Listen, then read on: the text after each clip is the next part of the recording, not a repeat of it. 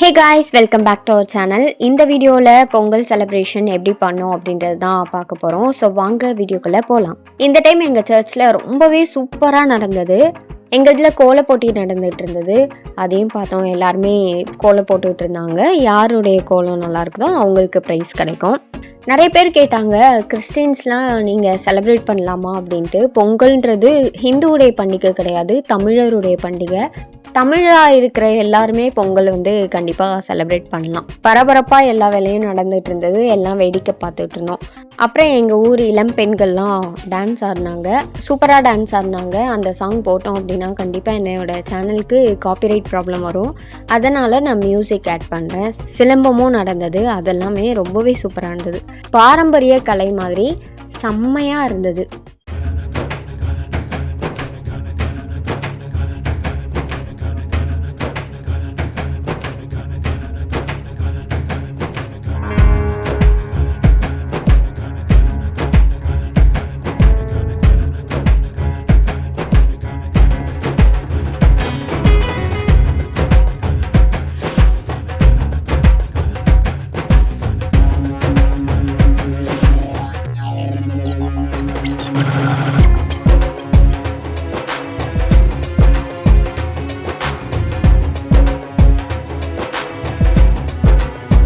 அது முடிச்சதுக்கப்புறமா இந்த பானை உடைக்கிற போட்டி செம்ம ஃபன்னாக போச்சு. நீங்களும் பார்த்து என்ஜாய் பண்ணுங்கள்.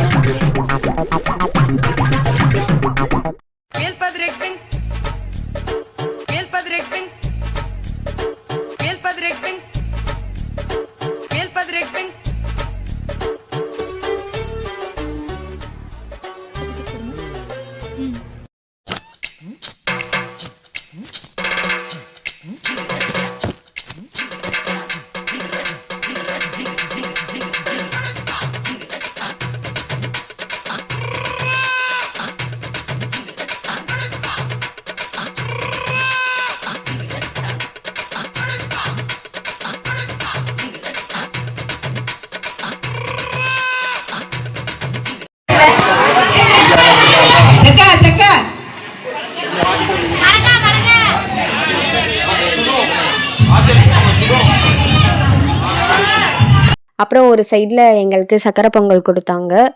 நாங்கள் உட்காந்து சாப்பிட்டுட்டே வேடிக்கை பார்த்துட்டு இருந்தோம்.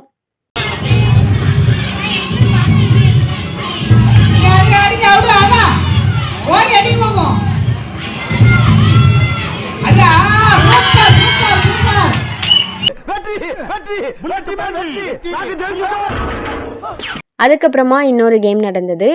கரும்புடைய தோலை சீவணும். தோலை மட்டும்தான் சீவணும். யார் ஃபஸ்ட்டாக சீவி ஃபுல்லாக கம்ப்ளீட் பண்ணுறாங்களோ அவங்க தான் வின்னர். அந்த கேம் நடந்துகிட்டு இருந்தது.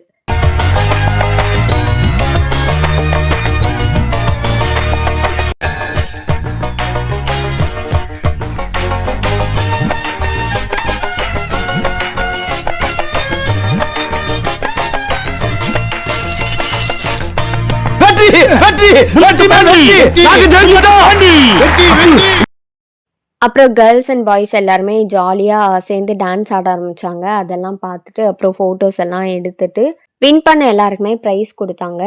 அது எல்லாத்தையும் இருந்து பார்த்துட்டு அப்புறம் வீட்டுக்கு கிளம்பணும்.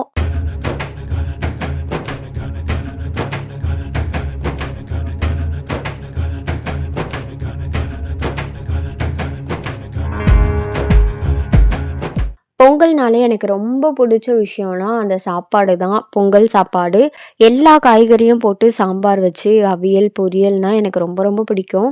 அது எங்கள் அத்தை வீட்டில் இருந்தும் எங்கள் அண்ணி வீட்டில் இருந்தும் கொடுத்து விட்டுருந்தாங்க.